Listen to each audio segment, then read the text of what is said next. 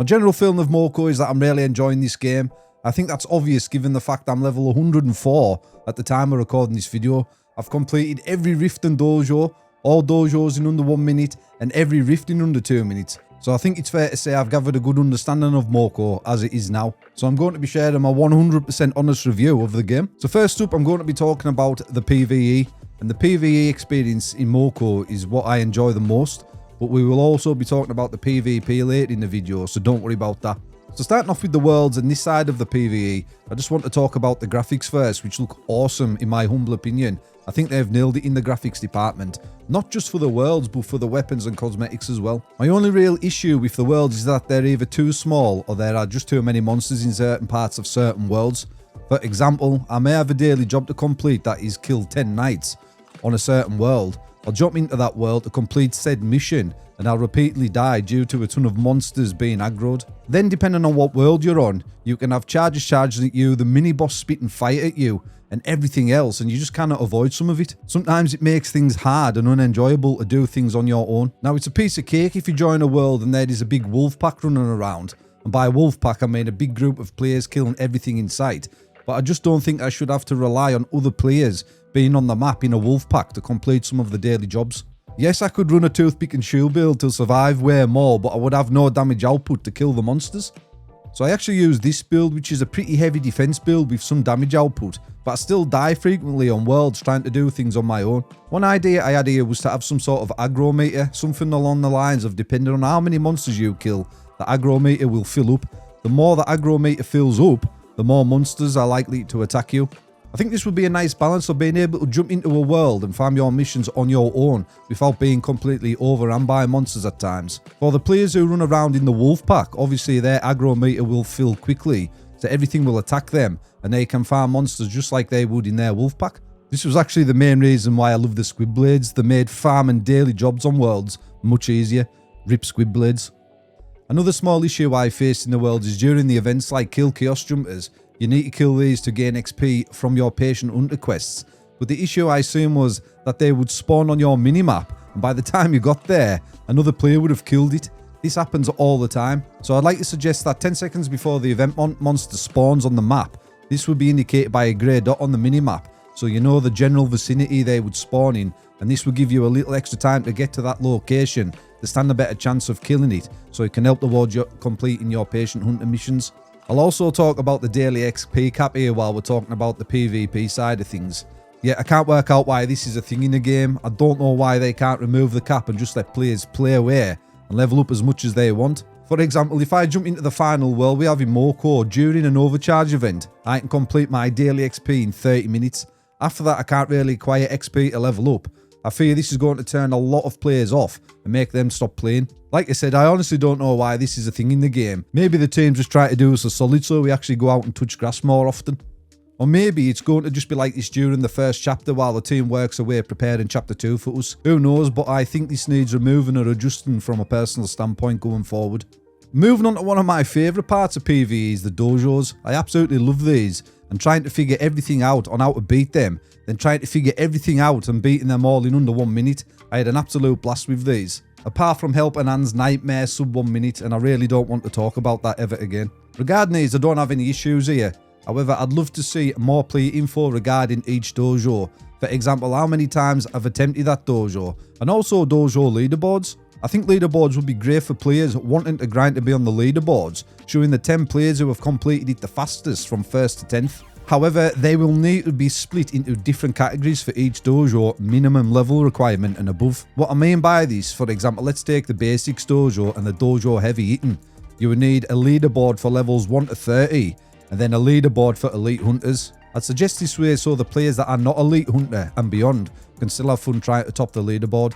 Otherwise, there will be no point in lower level players attempting this because the leaderboard will be dominated by players much higher level. Then for the advanced training dojos, have one leaderboard for elite hunters level 1 to 50 and then a second one for 50 plus.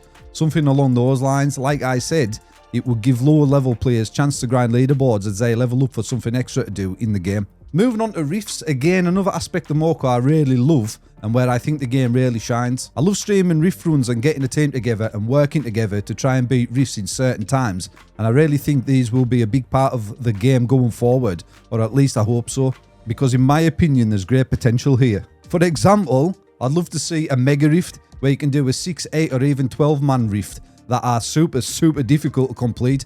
But once you complete them, you get a chance of the boss dropping a certain cosmetic or weapon, gadget, or even passive or ring. Then we get one of these new mega rifts with each chapter in place of the previous one. I think this will add a new challenge aspect to the game and be great for the community overall. It will also give players an additional feature inside of the game to grind for. Also, this way builds will play a super important role. We can have tanks, DPS and healers inside of these mega rifts. As things are now, there is no real place in the game for healing builds inside of the rifts. It's mainly just tanks and DPS. Speaking of rift builds, I'd also love to see the bots that get added to your team when solo queuing have a specific build for each rift difficulty. What I mean by this is normal rifts, if you get a bot, it always has the buzzkill build.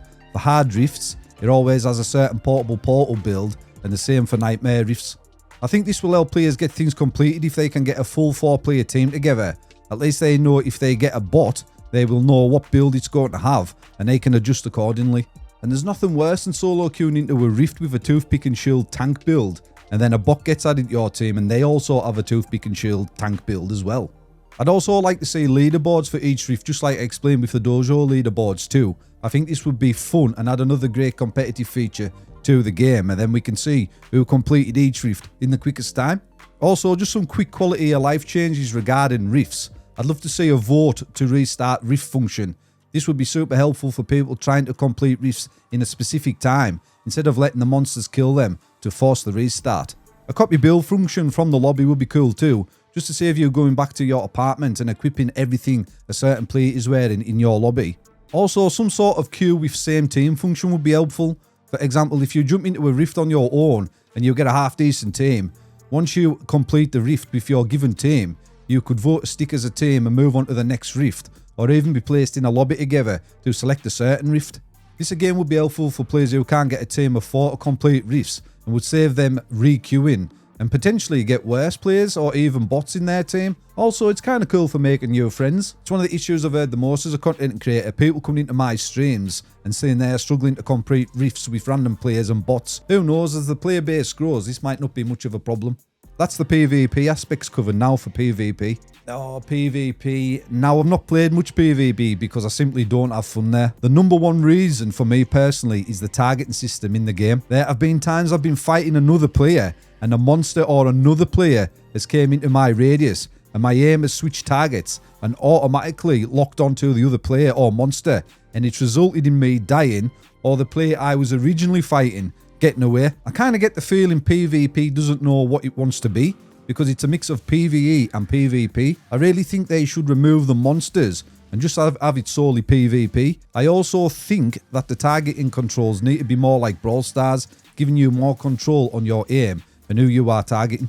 But I'm not even sure that's even possible to do without affecting the controls in PvE. But the way it is now for PvP just isn't working. You could even have a huge map and it's like a battle royale. Each player loots chests for weapons, gadgets, passive and rings, and you build your loadout as you go. Last understanding is the winner. Now that's probably a PvP mode I would actually play. I'm actually holding out hope for PvP because although I see Moco primarily as a PvE game, I think you could have a dedicated PvP player base just like World of Warcraft does. Like I said at the start of the video, it's super early days for Moco and we need to give the team a chance to cook, and I'm sure they will. So cosmetics, I'm really impressed with some of the cosmetics that we have seen in Moco, such as the Lollipop Riot outfit and the Zoraf the Lamenting outfit. They look absolutely awesome. Along with some of the dances and emotes and stuff again, these are really cool as well. I must admit I was a bit skeptical before the game's launch about it being a free-to-play game and their only revenue source was based off cosmetics, but like I said, I think the team's done a fantastic job with cosmetics here inside of Moco. My only little issue is that when you are actually playing the game, your character is that small, it's hard to make out the cosmetic and its details. But this might be a personal option, other players might think it's just fine. But hey, at the end of the day, it is a free-to-play game, and it's not pay to win. And I hope this is going to remain the case inside of Moco. The same can be said about the mounts. Some of these are really cool, and these are actually more visible than the skins, so I'm a fan of these, such as the Unstoppable Moonrider. I will say it was a bit on the expensive side, I feel, for a mount. It cost me £20 just for a mount. But again, it's only a cosmetic, so it's down to personal preference if you want to buy it or not. And like I said, it's their only source of revenue being a free-to-play game. But I did buy it nonetheless to add to the collection. So just some stuff regarding the user interface and player lobbies, which actually feel a little bit clunky, I think. I think you should be able to invite players in your friends list if they are already in a lobby. And also from a personal standpoint, I'd love to see a request to join lobby function. Solely because if I'm streaming, players jump into my lobby when I'm trying to do riffs and ready up, and then we end up with the wrong team inside of riffs. I mean, this might be a niche case scenario, but still somewhat problematic. And I just feel the lobby needs to be simplified a little bit more. I mean, I'm nearly 37, so simplicity in my life is absolutely essential. The chat groups, I don't actually mind the chat groups we have in-game. I'd actually just like a cooldown on people sharing lobbies without actually having to disable it in the settings. This is just to help your chat group from becoming just a place where people spam lobby invites instead of a place to hang and chat. Our gear wardrobe also needs more slots and for us to be able to rename them as well. And I'd also love to be able to pin my patient hunter quests on my main screen when I'm in the world so I can keep track of my missions easily. And I just want to quickly talk about the Elite Hunter program as well. I think this is actually a cool feature and it gives players more to grind for inside of the game, especially to upgrade your dash module, so it's absolutely worth grinding. I have no real issues here to mention regarding the Elite Hunter program. I think it is pretty cool. They have some really great cosmetics here up for grabs, and I like how they have tied the missions into the currency for you to progress and collect things from the past. So there is my current overall thoughts and current ideas for Moco. Like I said previously in the video, I'm personally really enjoying this game, and I think the game has great foundations to build upon to make it something truly special. I didn't mention things like in-game bugs because these are things that just happen in new games, unfortunately, and they do get ironed out eventually. Also, there's some other things I did not mention, since I try to mention the most important things from a personal perspective. And also, as the updates roll out, the chapters roll out, we're likely to see more weapons, rings, gadgets and passives and all that stuff. And I didn't want to touch on all that stuff because I think we've got enough weapons and everything inside of the game as is for chapter 1. But these are just given things I'd expect to see from future updates. But I just wanted to share some thoughts and ideas and my take on Moco as it stands. And as always, let me know your thoughts in the comment section down below. And we'll catch you hunters in the next video.